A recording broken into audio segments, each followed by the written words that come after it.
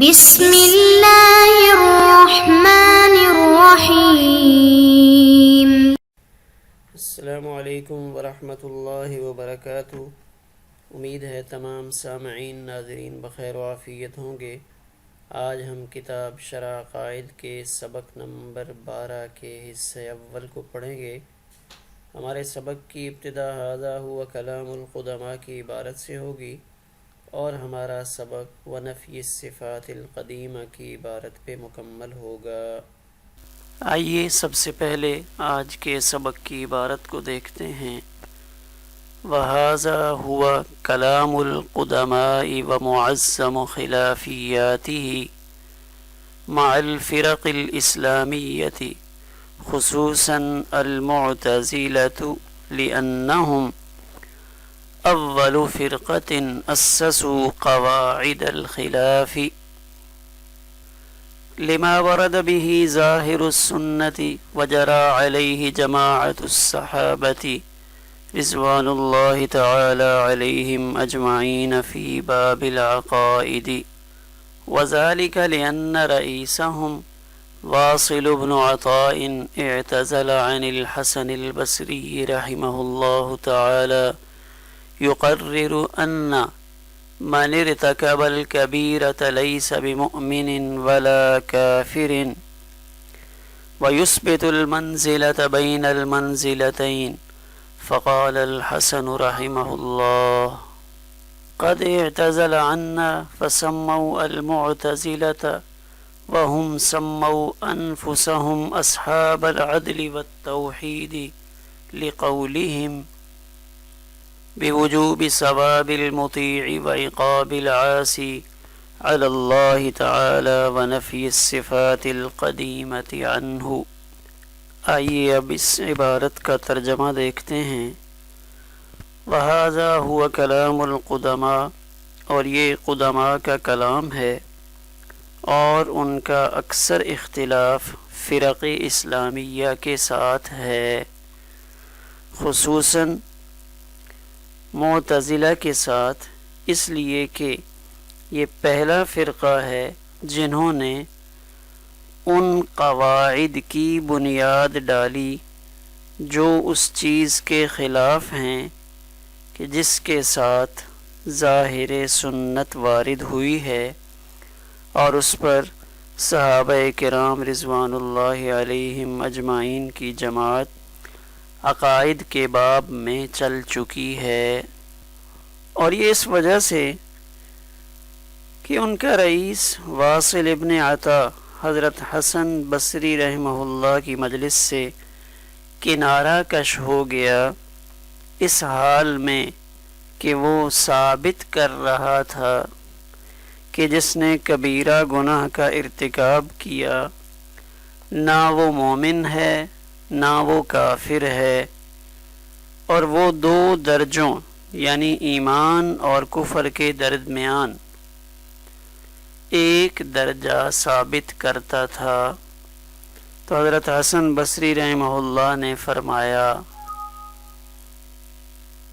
یہ تو ہم سے کنارہ کش ہو گیا، تو یہ معتزلہ کے نام سے موسوم کیے گئے، اور معتزلہ نے اپنا نام اصحاب العدل والتوحید رکھا، ان کے اس بات کا قائل ہونے کی وجہ سے کہ فرما بردار کو ثواب دینا اور عاصی کو سزا دینا اللہ تعالی پر واجب ہے، اور اس کے ساتھ ساتھ انہوں نے اللہ تعالی سے صفات قدیمہ کی نفی بھی کی۔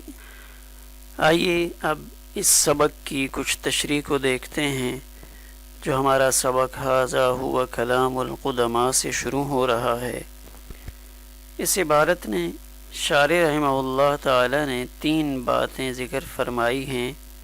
پہلی بات متقدمین اور متاخرین کے کلام میں فرق اور وجہ فرق۔ دوسری بات انہوں نے فرمائی کہ فرقہ معتزلہ کی بنیاد کیسے پڑی، اور تیسری بات کہ معتزلہ اپنے آپ کو اصحاب العدل والتوحید کیوں کہتے ہیں۔ جو پہلی بات ہے وہ ھذا ہوا کلام القدماء سے لے کر فی باب العقائد پر مکمل ہو رہی ہے۔ متقدمین اور متأخرین، تو اس میں نسبت اضافی ہے، یعنی پہلے کے لوگ وہ متقدمین کہلاتے ہیں، کچھ تاخیر سے آنے والے متأخرین کہلاتے ہیں۔ علامہ ذہبی رحمہ اللہ تعالی تیسری صدی کو حد فاصل قرار دیتے ہیں کہ پہلی 3 صدیوں کے لوگ متقدمین ہیں اور ان کے بعد متأخرین ہیں، جبکہ احناف کے ہاں ایک قول یہ ملتا ہے کہ جنہوں نے امام ابو حنیفہ اور صاحبین رحمہ اللہ تعالی کا زمانہ پایا ہے وہ متقدمین ہیں، اور ان کے بعد والے لوگ وہ متأخرین کہلاتے ہیں۔ ھذا ہوا کلام القدماء، ھذا کا مشار الیہ وہ دلائل یقینیہ اور نقلیہ ہیں جن میں حکمت و فلسفہ کی آمیزش نہیں تھی، یعنی متقدمین کے کلام کا یہی حال تھا۔ مع الفرق الاسلامیتی، فرقہ کی جمع ہے، اور فرق اسلامیہ ان فرقوں کو کہا جاتا ہے جو اپنی نسبت اسلام کی طرف کرتے ہیں اور اپنے آپ کو مسلمان کہتے ہیں، خواہ وہ راہ راست پر ہوں یا گمراہ ہوں، جیسے معتزلہ، خوارج و روافض وغیرہ۔ خصوصاً یہ فعل معذوف کا مفعول مطلق ہے، ای خص خصوصاً المعتزلہ، فعل معذوف کا مفعول بھی یعنی نائب فاعل ہے۔ المعتزلۃ اور المعتزلہ اس میں دونوں احتمال ہیں۔ اگر فعل معذوف مجہول مانا جائے تو المعتزلہ نائب فاعل ہونے کی وجہ سے مرفوع ہوگا، اور اگر اخصہ کو معذوف مانا جائے تو المعتزلہ مفعول بھی ہونے کی بنا پر منصوب ہوگا، یعنی اس میں دونوں احتمال موجود ہیں۔ السنہ اس کے لغوی معنی طریقہ کے ہیں، اور جمہور محدثین کی اصطلاح میں سنت حدیث کو کہتے ہیں، یعنی نبی کریم صلی اللہ علیہ وسلم یا صحابہ اکرام کے اقوال و افعال اور تقریرات کو سنت سے تعبیر کرتے ہیں۔ پہلی بات کا خلاصہ یہ ہوا کہ متقدمین کے کلام میں فلسفیانہ مباحث داخل نہیں تھیں، کیونکہ متقدمین کا زیادہ تر اختلاف صرف فرق اسلامیہ کے ساتھ تھا، اور ہر فرقہ کا چونکہ کتاب و سنت پر ایمان تھا، اس لیے ان کے تقابل میں کتاب و سنت سے استدلال کافی تھا، یعنی سب کتاب و سنت کے حجت ہونے کو تسلیم کرتے تھے، جبکہ متاخرین کے کلام میں دلائل فلسفیہ بکثرت داخل ہو گئے، یہاں تک کہ ایسی کیفیت ہو گئی کہ اگر دلائل سمعیہ یعنی نقلیہ متاخرین کے کلام میں داخل نہ ہوتے تو پھر کتب حکمت اور کلام میں امتیاز نہ ہو پاتا۔ اس کی وجہ یہ ہے کہ جب مخالفین حق نے اپنے باطل دعویٰ کو اور عقائد فاسدہ کو دلائل فلسفہ سے مدلل کرنا شروع کیا تو اہل حق کو اس بات کی ضرورت پیش آئی کہ وہ فن فلسفہ کے ساتھ اشتغال رکھیں اور اسی کے ذریعے ان کے دلائل فاسدہ کی تردید کریں، جبکہ متقدمین کے زمانے میں مسلمان فن فلسفہ سے آشنا نہ تھے، جس کی وجہ سے عقائد کے باب میں پیدا ہونے والے شبہات کے ازالے کے لیے فلسفیانہ طرز کے استدلال کی ضرورت پڑتی۔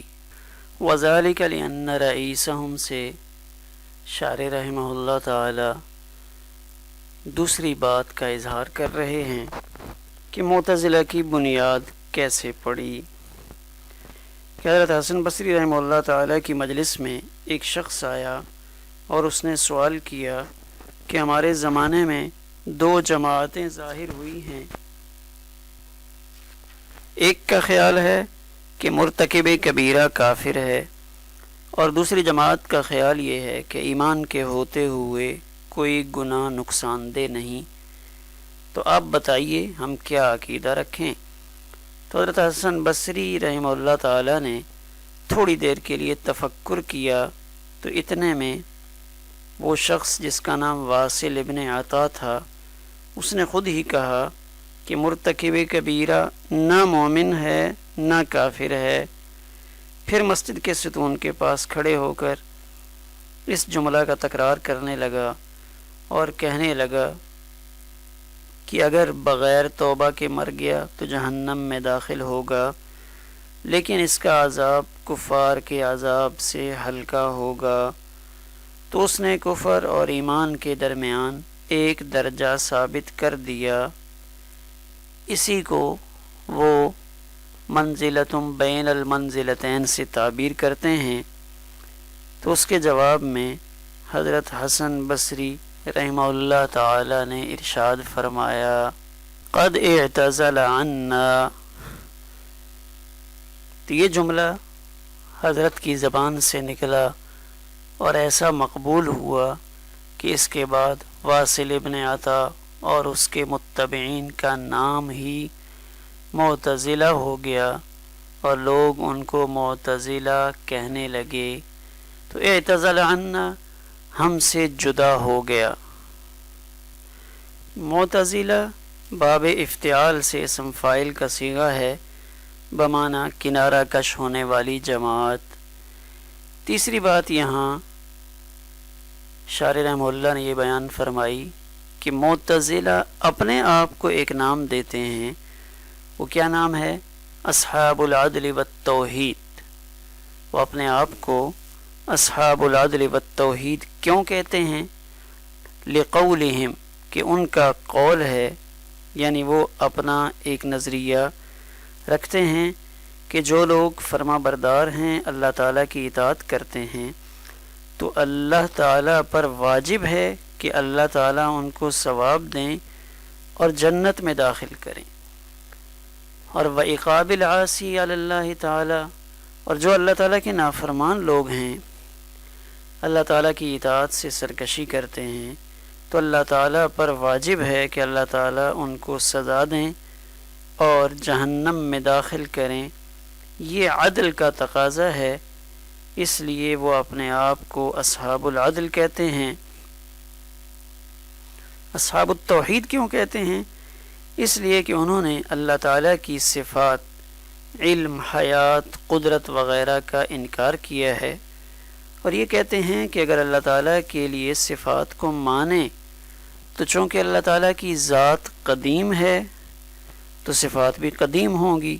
اس صورت میں تعدد قدماء لازم آئے گا جو توحید کے منافی ہے، اس لیے صفات کا انکار کر دیا اور اپنے آپ کو اصحاب العدل والتوحید کہنے لگے.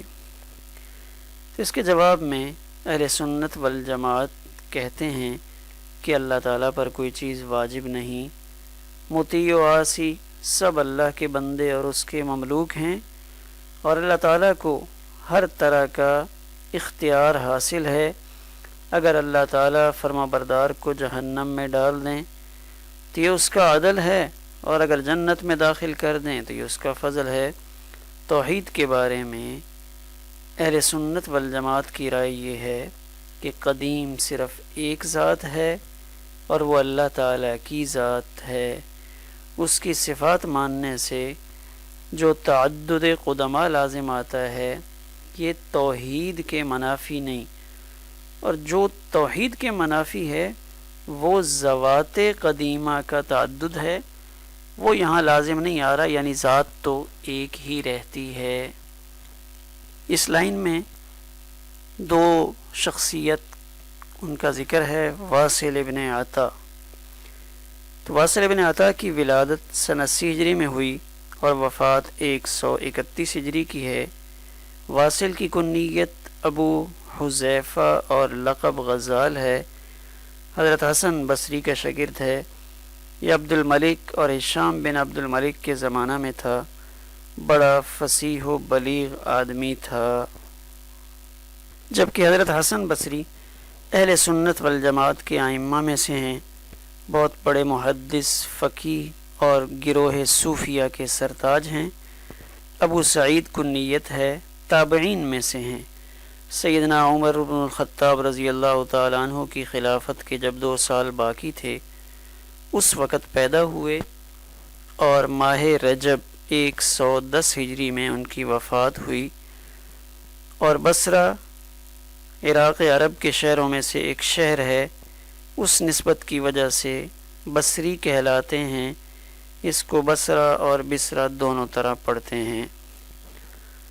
حضرت ابو موسیٰ اشعری، حضرت انس ابن مالک، حضرت ابن عباس رضی اللہ تعالی عنہم ان جلیل القدر صحابہ سے روایت کرتے ہیں۔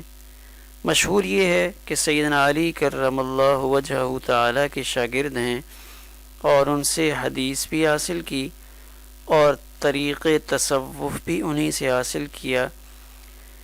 ان کے والد گرامی کا نام یسار ہے اور ماں کا نام ام حیرہ ہے، جو ام المومنین حضرت ام سلمہ رضی اللہ تعالی عنہا کی خادمہ تھیں۔ بعض دفعہ جب حضرت حسن بصری روتے تو ام المومنین حضرت ام سلمہ رضی اللہ تعالی عنہا ان کو گود میں لے لیا کرتیں۔ معتزلہ کی مزید تفصیل اور ان کے عقائد انشاءاللہ اگلے سبق میں عرض کریں گے۔ ہمارا آج کا سبق مکمل ہوا۔